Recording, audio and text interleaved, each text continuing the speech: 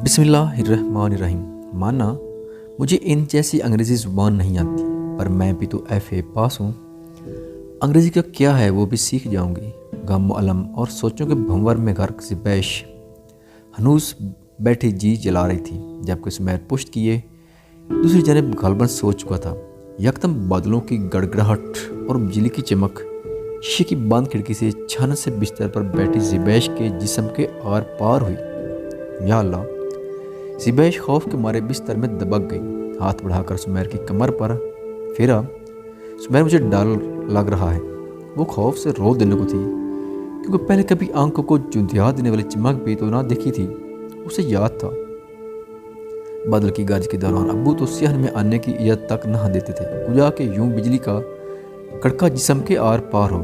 ज़िबैश दिल ही दिल में शुक्रगुजार थी कि उसे कोई नुकसान नहीं पहुंचा, पर यके बाद दिगरे बादलों की गड़गड़ाहट उसे खौफ से बाहर निकलने ही नहीं दे रही थी। पुश किए सुमैर की तरफ से कोई रद्द अमल न पाकर वो खुद ही उसके मजीद करीब होकर दबक गई।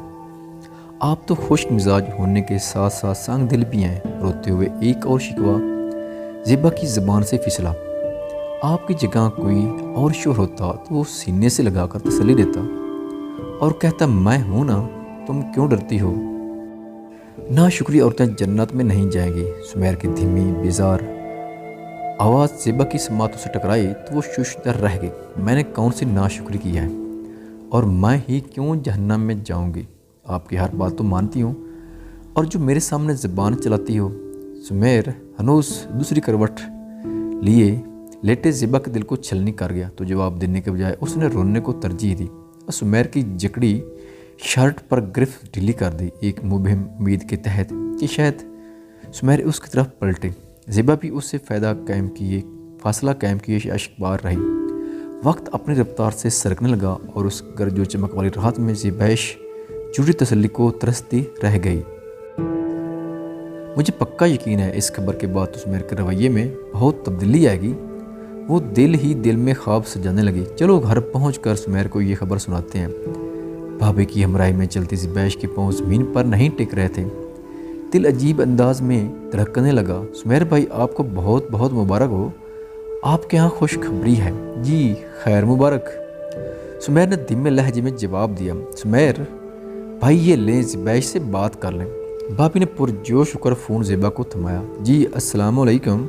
वालेकुम अस्सलाम। हाल अहवाल पूछने के बजाय ज़िबैश वजाहत देने लगी। वो भाभी चाह रही थी कि सबसे पहले ये खबर आपको दी जाए। चलें ठीक है, शाम काम के बाद बात होगी। जी ठीक है। ज़िबैश ने हुक्म बजा लाते हुए फ़ोन बंद कर दिया। सुमैर तो यकीनन बहुत खुश होगा। वैसे क्या कह रहा था? मुतजस्सिस भाभी से रहा ना गया तो कुरीदने लगी। जी भाभी बहुत खुश थे और कह रहे थे शाम घर आकर आराम से बात करेंगे। ज़िबैश ने मुस्कुराते हुए सुमैर की संजीदगी का तज़किरा करने से गुरेज किया।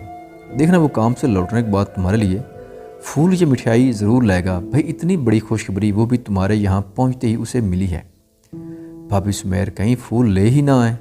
वो और फूल दो मुतज़ाद चीज़ें हैं। शुक्र करें शादी की रात कागज़ी फूलों की सेज सजा डाली, वगरना इन जैसे खुश मिजाज इंसान से तवक्कुआत वाबस्ता करना बेवकूफ़ी की इंतहा है। ज़िबैश सोच कर रह गई, मगर भाभी के सामने खामोशी में ही आफियत जानी। अरे तुम कहाँ खो गई हो पगली। जी भाभी। ज़िबैश फ़ौरन चौकन्ना हो गई। चलो फिर तुम्हारी नंद और फिर पाकिस्तान फ़ोन करके बताते हैं। ज़िबैश से ज़्यादा भाभी पुरजोश नज़र आ रही थी। जो ही वक्त गुजरने लगा तो ज़िबैश की हालत बरतर के बजाय अबतर होने लगी। 24 घंटे जी का मतलाना और फिर सुबह शाम दोपहर अलगर्स हर वक्त कै का आना उसका मामूल बनता जा रहा था। हर चीज़ बदबूदार लगने लगी। खाना पीना तो मुकम्मल तौर पर छूट गया। सारा दिन बिस्तर में रोते धोते गुजर जाता। ज़िबैश का जी चाहता वो सिर्फ एक बार पाकिस्तान चली जाए तो वहाँ के कुशादा घर और दोस्त अहबाब में उसकी तबीयत बहल जाएगी, मगर ऐसा मुमकिन ही कहाँ था। इस घुटन ज़दा माहौल में वो जिंदा दिल लड़की कैदियों की सी ज़िंदगी गुजारने पर मजबूर थी। जब हिम्मत जवाब दे जाती तो चिढ़ते हुए सुमैर को मुखातिब करती, मुझे लगता है मैं मर जाऊंगी, मुझसे ये सब नहीं होगा, मुझे तो आपसे भी बदबू आने लगी है। बात के दौरान ही वो उबकाइयाँ लेते हुए बैतुल खला की तरफ भागी। जब लौटी तो सुमैर की सवाली नज़रों ने इस्तकबाल किया। ये बदबू वाली बात आपकी ज़हनी इख्तरा है, اگر آپ اپنے دماغ کو درست کر لو تو آپ بالکل ٹھیک ہو جاؤ گے۔ تو آپ کے خیال میں یہ سب میں جان بوجھ کر رہی ہوں؟ جان بوجھ کر تو نہیں شاید، البتہ جب ہر وقت ذہن پر یہی بات سوار کیے رکھو گی تو الٹیاں تو آئیں گی نا۔ الٹی دماغ سے نہیں دل سے آتی ہے۔ زبیش اپنی بات سمجھانے میں ناکام تھی۔ مجھے سمجھ نہیں آتی ہے کہ آپ ہی اکیلی اس حالت سے گزر رہی ہیں یا دیگر خواتین بھی اس حالت سے دوچار ہوتی ہیں، اور آپ کو 1000 بار بولا ہے یوں چھلانگ لگا کر مت بھاگا کریں، بچے کو نقصان پہنچنے کا خدشہ ہے۔ زبیش کو سمیر تنبیہی لب و لہجہ اپنائے فکر مند سا لگا۔ میڈ وائف کہہ رہی تھی جتنا مرضی اچھلو کو تو بچے کو کچھ نہیں ہوتا۔ یہاں پر دائی نرس کو میڈ وائف بولا جاتا ہے۔ بہرحال پھر بھی احتیاط کیا کریں۔ نڈال پڑی زبیش نے سمیر کی فکر مندی کو خاطر میں لاتے ہوئے گردن اسبات میں جھٹکی۔ سارے کا سارا پھل یہاں پر پڑا خراب ہو رہا ہے، آپ کھاتے کیوں نہیں ہو؟ یہ دیکھو امرود پر کالے داغ آنا شروع ہو گئے ہیں۔ پتہ ہے کتنی دکانیں چھانی ہیں تب کہیں جا کر امرودوں تک رسائی ہوئی ہے۔ سنگار میز پر پڑی انواع و اقسام کے پھلوں سے لدی ٹرے کی طرف اشارہ کرتے ہوئے سمیر نے زبہ کی توجہ اس طرف راغب کروائی۔ سمیر، مجھے یہاں کے پھلوں کا ذائقہ پسند نہیں ہے، مجھے صرف پاکستانی پھل کھانے ہیں۔ زبیش ناک کو دوپٹے سے لپیٹتے ہوئے گویا ہوئی، یہاں پر یہیں پھل دستیاب ہیں، اب میں پاکستانی پھل کہاں سے لاؤں؟ اچھا اٹھو یہ بسکٹ کھا لو۔ سمیر نے پیکٹ زبیش کی طرف بڑھایا۔ سمیر، مجھے یہاں کے بسکٹ بھی پسند نہیں ہیں، پاکستان کے نائس اور رنگوں یاد آتے ہیں، بلکہ سموسہ چاٹ زیادہ یاد آتی ہے۔ بستر پر ٹکا سمیر نفی میں گردن جھٹک کر رہ گیا۔ میں باہر سے کھانا لینے جا رہا ہوں، بتاؤ کیا کھاؤ گی؟ مجھے کچھ بھی نہیں کھانا، بلکہ آپ کو کھاتے دیکھ کر مجھے ابکائیاں آتی ہیں۔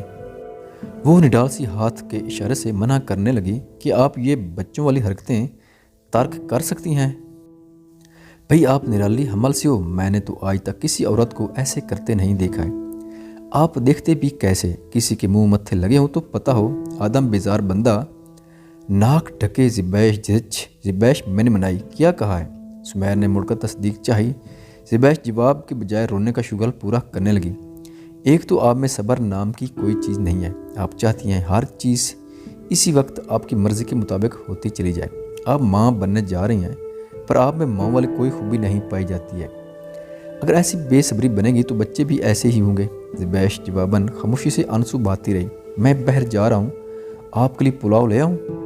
آپ کو بتا تو دیا ہے مجھے نہیں کھانا۔ زبیش نے چھن چلا کر بولتے ہوئے کروٹ بدل ڈالی، جبکہ سمیر نفی میں گردن جھٹک کر کمرے سے باہر نکل گیا۔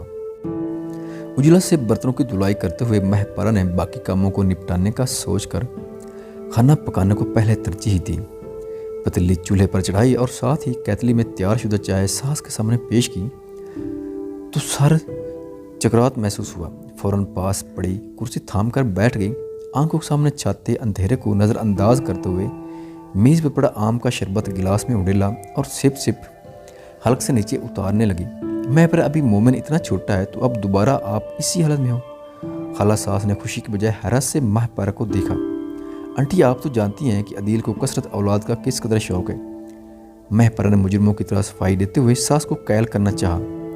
پھر بھی مہپارہ گھر بار کون سنبھالے گا، ہماری دیکھ بھال کون کرے گا؟ اگر تم چھوٹے چھوٹے بچوں میں الجھ رہو گی تو عدیل کی بھی ڈگری بھی مکمل نہیں ہوئی ہے، اس پر اوپر تلے بچوں کا بوجھ پڑ جائے گا۔ خالہ ساس نے رسانیت سے اپنا مدعا بیان کیا۔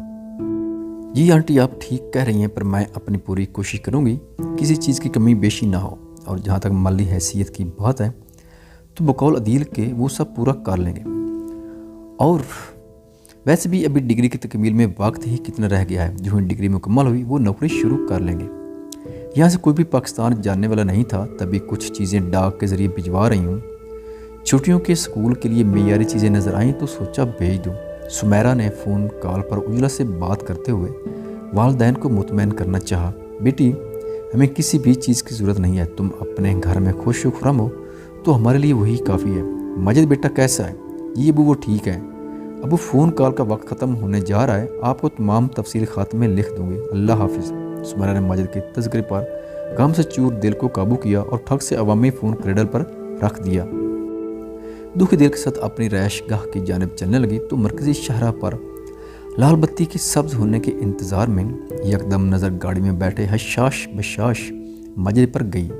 और साथ बैठी सुमेरा की हम उम्र बेबाक सी लड़की जो माजिद की किसी बात पर कह लगाकर खुले बालों को चटक रही थी। सुमेरा गुस्से से चेहरा मोड़कर अपनी बाएं जानिब देखने लगी, गोया वो उसे जानती तक ना हो।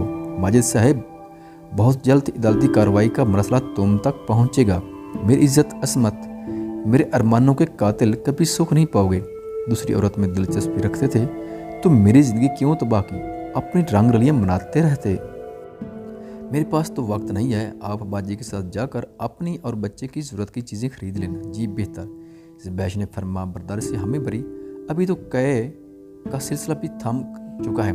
जी नहीं, मुकम्मल सिलसिला नहीं थमा, अभी भी गाहे गाहे उल्टियाँ आ जाती हैं। आप कौन सा सारा दिन मेरे साथ बैठे होते हैं? वो बिस्तर को झाड़ते हुए बोली। फिर नाशुक्री? सुमेर ने बालों को सुलझाते हुए बोला। उसको नाशुक्री नहीं बल्कि हक़ाइक़ की वजाहत बोलते हैं। नाशुक्री औरतें आपने देखी ही कब हैं। माशाल्लाह, आप ज़बान का इस्तेमाल तो बखूबी जानती हैं। दाद देनी पड़ेगी और आप तंज के तीर बरसाना बहुत अच्छे जानते हैं। वो भराई आवाज़ में फट पड़ी। एक तो आप बहुत जज्बाती और गुस्सैली हैं, शायद आप में ख़ानदानी जरासीम पाए जाते हैं। सुमेर ने एक और वार किया। सियाने कहते हैं अगर किसी के लिए अच्छी बात ज़बान से ना निकले तो बुरी भी नहीं निकालनी चाहिए। ज़बैश की आंखें भीगने लगी तो जवाब सुने बगैर मुंह फैलाए कमरे से बाहर निकल गई। इस हालत में तसल्ली तशफ़ी की बजाय ये शख्स मुझ में नक्स ढूंढने में फ़ख्र महसूस करता है। कभी कोई अच्छी बात बोल दिया करें, हर वक्त मुझ में नक्स ढूंढते रहते हैं। मैं भी यहाँ पर नहीं रहूँगी, बस बच्चे की विलादत हो लेने दो, अगले दिन पाकिस्तान लौट जाऊँगी।